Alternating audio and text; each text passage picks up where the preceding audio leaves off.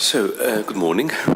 Apophaticism is usually defined as the via negativa, negative theology, a method for describing God by negation of obtaining knowledge of God through negative concepts and or of stressing the ineffability of the divine.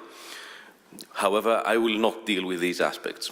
It is usually thought to be in the domain of mystical tradition. The question of whether such a conceptualization of Apophaticism is accurate is beyond the scope of this paper, although it has to be stated that, for example, in Maximus the Confessor's writings and in a number of other patristic authors, apophatic descriptions emerge as anything but subjective mystical experiences, and anything but is a good phrase to start a definition of Apophaticism. Quite the contrary, they emerge as a theologically and perhaps philosophically technical and robust language that forms the precondition in order to qualify any cataphatic description, not only of God necessarily, but of everything in a certain sense. Much has been written on Apophaticism and postmodernism, often in a critical vein that reduces Apophaticism to nothing more than a narrowly understood via negativa. And it has been noted that many of these discussions have drawn inspiration from the work of Derrida, who himself, while genuinely intrigued by Christian Apophaticism, has not been without critical reserve. In this paper, I will focus on Apophaticism in contemporary postmodern philosophy, yet not on the contemporary philosophical reception of Apophaticism in general, but on thinkers that develop apophatic impulses into wider schemata that go beyond God himself and lay claim to core areas of philosophy. Instead of attempting an exhaustive survey of such thinkers, I will take two academic philosophers with a keen interest in and important contributions to theology as two case studies, Jean-Luc Marion and Christos Giannaras. It just so happens that one of them is Roman Catholic, while the other Eastern Orthodox. Both of them elevate Apophaticism into something considerably more wide-encompassing than a mere method, a language, a stance, or a via negativa for describing the Godhead. Both of them elevate Apophaticism into a core element of their respective philosophies, something which has not eluded the attention of scholars authoring monographs on them. For example, Tamsin Jones has written Apparent Darkness, Jean-Luc Marion's retrieval of the Greek apophatic tradition, while Basilio Petra, Christos Giannaras, the apophatic horizon of ontology. I would like to propose that Giannaras formulates Apophaticism as a philosophical epistemology of its own, while Marion as a non-ontotheological and phenomenological ontology. So one of them has an epistemology, an apophatic epistemology, the other an apophatic ontology. Although this distinction is made here for the sheer convenience of the present discussion, as for both Marion and Giannaras, Apophaticism is both the precondition of any ontology and the prerequisite for an epistemology. While they have developed their thinking independently of each other, and while their philosophies have many important differences between them, it is interesting to note that both Marion's God Without Being and Giannaras's Heidegger and the Areopagite have a certain in them a certain common impulse is clearly discernible in their employment of apophatic thinking. They both seek to respond to the challenges raised by Nietzsche's Death of God and its aftermath via an engagement with Martin Heidegger's philosophy and a re-examination of patristic authors such as the Corpus Dionysiacum, Gregory of Nyssa, and others. Now, concerning Marion, in my brief introduction, I shall focus on his God Without Being.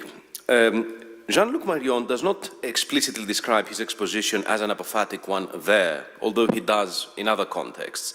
However, and apart from, it is precisely with the publication of this book that he consolidates his position as one of the most significant Christian apophaticists of postmodernity, as has been written. In this book, Marion takes God as the starting point of his inquiry. While theoretically, then, the discourse focuses on God, on what can and what cannot be said of him. However, it is indeed the case that this God, implicitly yet decisively and in spite of resisting every ontotheological configuration, continues to be the ontological grounding of created existence, if not for any other reason, then precisely because the world, creation and everything, and God is not part of everything, is not causa sui, is not a cause of itself. The fact that the world itself is to be seen as a gift entails that the question concerning the one who freely and out of love grants this gift is indeed the prerequisite for any ontology concerning the world. Thus, Marion's examination of God, or God without being, is unavoidably the prerequisite for Marion's ontology. We see here Apophaticism being deployed as a first philosophy. By the way, for those of you that may not be familiar with this particular terminology, by ontotheology we mean the tendency of metaphysics to include God as one of the beings, the highest of the beings, yet within the order of beings, this being, as it were, an affront to both Christian theology and to philosophy. So Marion seeks to ground a non-ontotheological theology, not simply by reiterating that the God of the Christian tradition is neither one of the beings nor the highest being, nor by clarifying that among the divine names none exhausts God or offers the grasp or hold of a comprehension of Him. The divine names have strictly no other function than to manifest this impossibility. However, he does this by delving deeper and radically differentiating God, or rather, as he formulates the non-ontotheological God in orthography, God with the O crossed out, as it were, both from beings and from the Heideggerian being, which in turn is not one of the beings and is certainly not God. He writes, ontological difference, almost indispensable to all thought, presents itself thus as a negative propedetic of the unthinkable thought of God. It is the ultimate idol. Marion begins by seeking to demonstrate that any discourse that reifies God by necessity replaces God with a conceptual idol. He writes, when a philosophical thought expresses a concept of what it then names God, this concept functions exactly as an idol. It gives itself to be seen, but thus all the better conceals itself as the mirror. The conceptual idols of metaphysics culminate in the causa sui, as Heidegger indicates, only insofar as the figures of ontotheology have all undertaken to consign to a concept the ultimate low-water mark of their advance towards the divine. And after that, after Plato and Aristotle, towards the Christian God, end of quote. Apart from what could be described as an odious misconception, however, the ontological and ontotheological problem in articulating the question, does God exist, or symmetrically to the affirmation that God does exist, God is, an idolatrous affirmation in Marion's context, is that the primacy in the very logical syntax of this question belongs to exist rather than to God. God exists to the extent that God is, as it were, successfully subjected to the criteria that existing sets forth, criteria that emerge from our world of beings and being itself. Being says nothing about God that God cannot immediately reject, Marion writes. Whence comes the decision that God has to be like a being that being with capital B manifests, that is manifested according to being with capital B? Does the name of the God who is crossed out because he is crucified belong to the domain of being? A God that is, a God that exists in this context, is not the uncreated world of the Christian Church. Marion writes, to the thought that is attached to thinking being as being outside of metaphysics, in the definite confrontation with ontological difference medicated as such, the question of the existence of God inevitably will appear misplaced, hasty and imprecise. Imprecise, for what does it mean to exist? And is this term suitable to something like God? What is essential in the question of the existence of God stems less from God than from existence itself, therefore from being. Thus, in the end, this question appears misplaced, at once unsuitable and dislodged from its proper side. The truth on God could never come but from where truth itself issues, namely from being as such, from its constellations and its opening. End of quote. It is crucial to reiterate here that Marion's thought is not merely apophatic in the first level type of the via negativa, of insisting on what cannot be said of God, and on the negative yet conceptual formulations that emerge, as for example, unthinkable. This is a negative formulation, what cannot be thought. Echoing a certain patristic insistence in avoiding to literally ascribe to God any trait that has its opposite, and thus all narrowly defined apophatic non-descriptions as well, as pairs of opposite characterize the created order, Marion demonstrates that even characterizing God as unthinkable, indirectly turns God into a cataphatic idol and is not enough, as declaring God unthinkable simply renders God a thinkable object of our thought under the label of unthinkable. Marion writes, concerning God, let us admit clearly that we can think him only under the figure of the unthinkable, but of an unthinkable that exceeds as much what we cannot think as what we can. For that which I may not think is still the concern of my thought, and hence to me remains thinkable. Thus, the unthinkable determines God by the seal of his definitive indeterminateness for a created and finite thought. So the debate is not settled simply by declaring God to be unthinkable. A more radical gesture is required. The unthinkable, writes Marion, forces us to substitute the idolatrous quotation marks around God with the very God that has no mark of knowledge can demarcate. And in order to say that, let us cross out the O in God with a cross provisionally of St. Andrew, which demonstrates the limit of the temptation, conscious or naive, to blaspheme the unthinkable in an idol.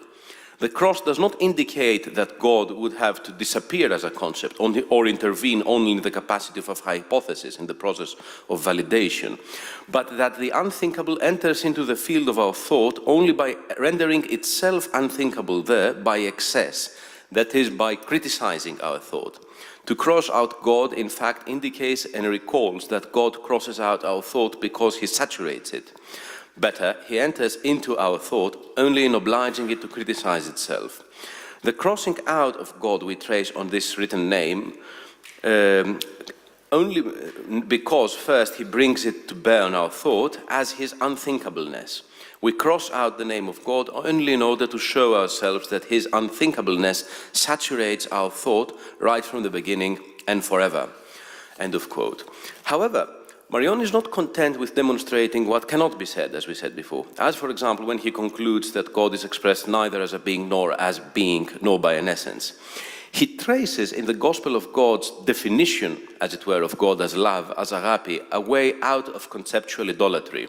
As Marion traces in love and in the function of freely giving of the gift, a mode of existence that cannot be constrained by any set of prerequisites for existing and being, terms that would otherwise acquire primacy over the love that God is.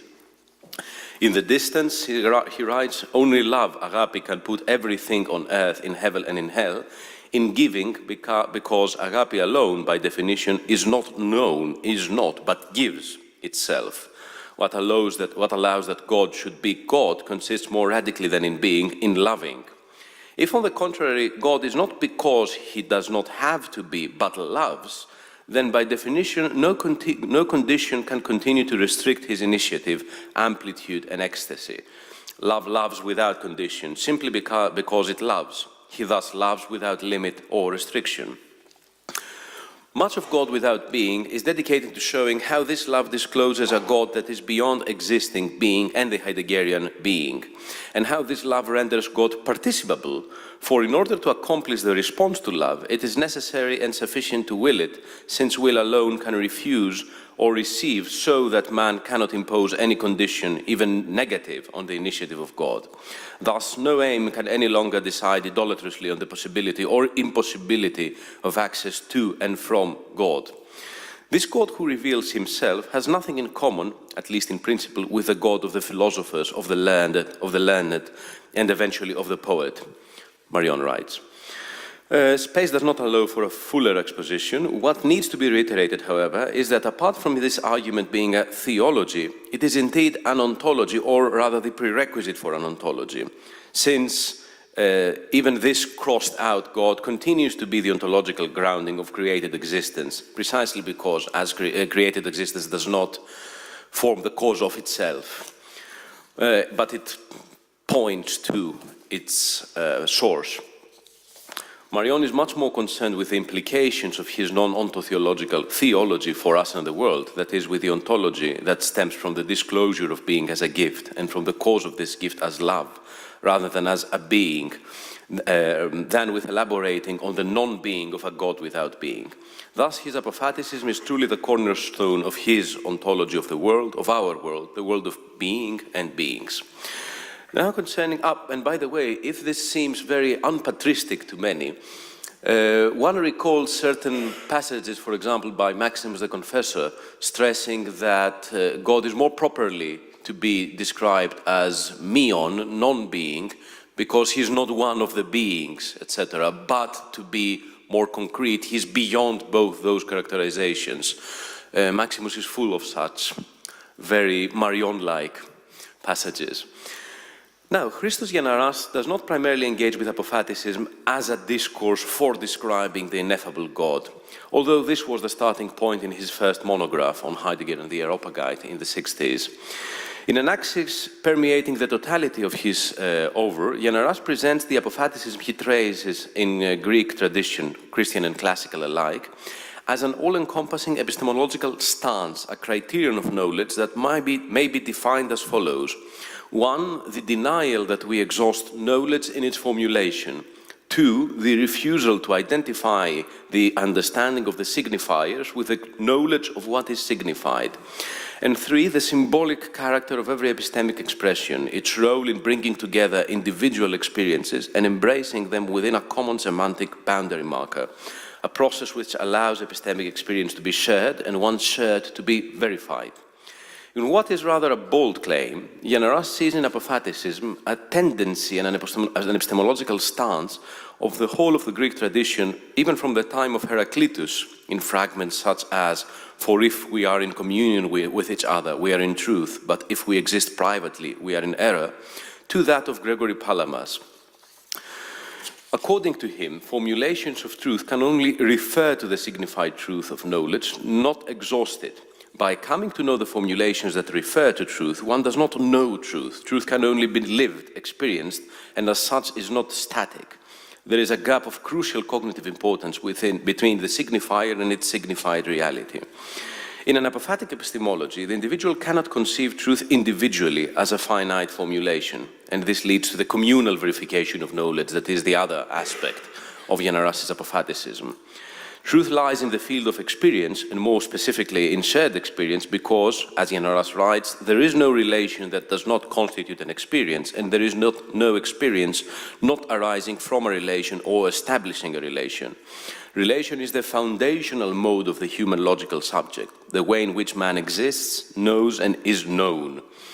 Truth can only be attained in this context through shared experience, communed experience, lived in communion, and cannot be confined to finite formulations. This excludes the possibility of a priori truths, prescribed doctrines and axiomatic theories that are not circulated, as it were, in shared experience in actual communities. Giannaras writes, communed experience and not the accuracy of the individual's intellectual faculty verifies knowledge, even if proper communion of experience presupposes the accuracy of intellectual faculties. The signifiers allow us to share our common reference to reality and experience, but cannot replace the cognitive experience itself. This obvious difference can only then be understood when the criterion of the critical function is the communal verification of knowledge. For example, if a person has not known a mother because his mother has died at birth, for example, a person can memorize and understand a number of definitions on what motherly love is, but actual knowledge of that reality is beyond that person's scope by definition. So in that example, the difference between intellectual knowledge and the access to actual reality is underscored. Giannaras now makes a distinction between an apophaticism of the essence and an apophaticism of the person. This distinction reflects not simply a methodological distinction, but an insurmountable contrast on the level of ontology as well as epistemology, he claims. Apophaticism of essence means that I choose the individual conceptual capacity as the basis for my knowledge of experience. Consequently, I come to know what exists as perfect entities predetermined by the principle of their given essence, which I rationally conceive.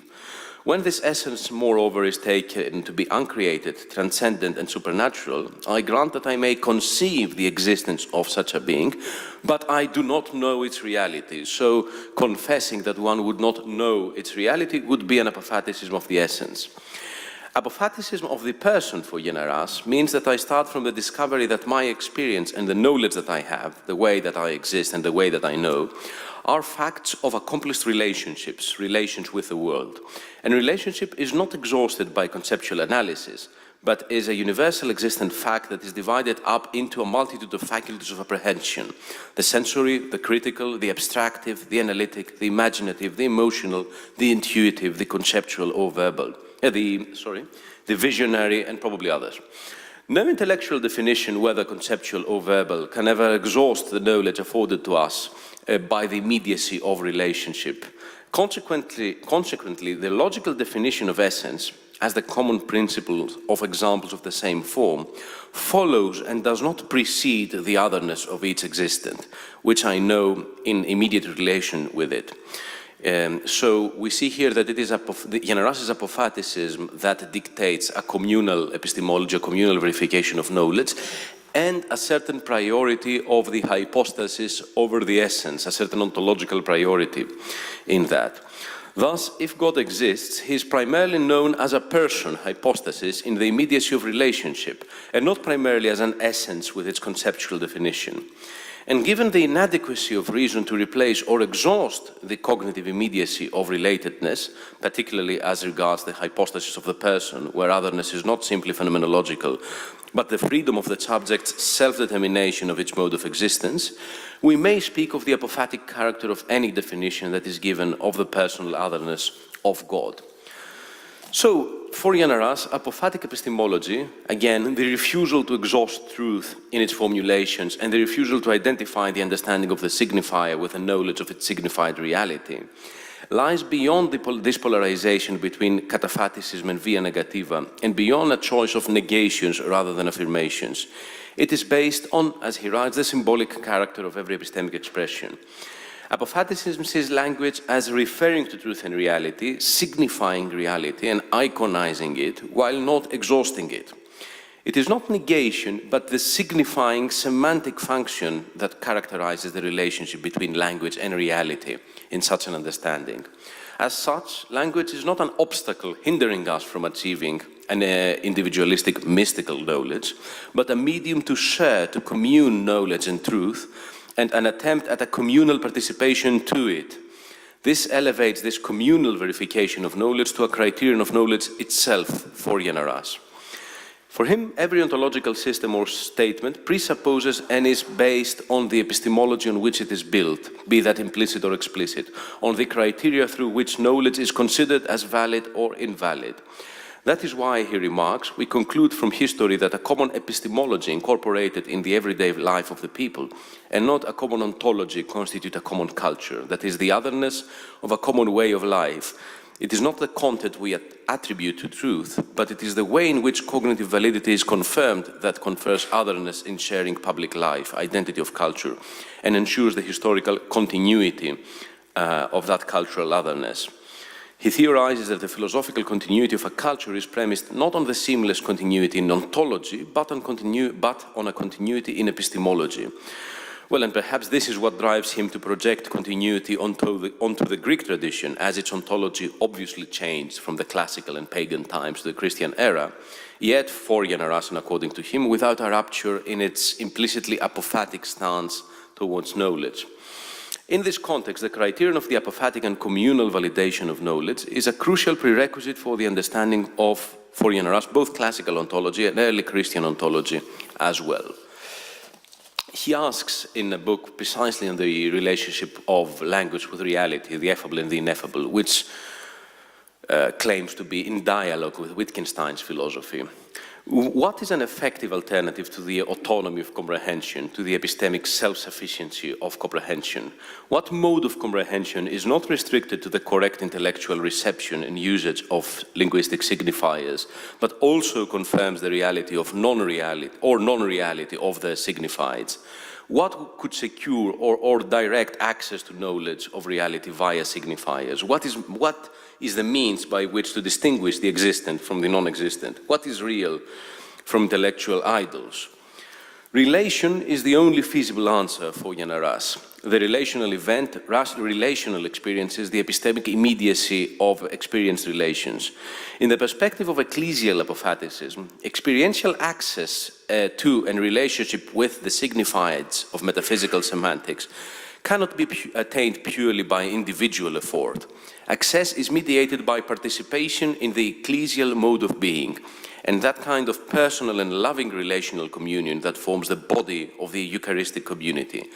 Only by experiencing ecclesial relational communion can one progressively attain some indirect knowledge through a mirror, dimly, of what is signified by words like person, personal hypostasis, life-giving activity, grace, love, and freedom.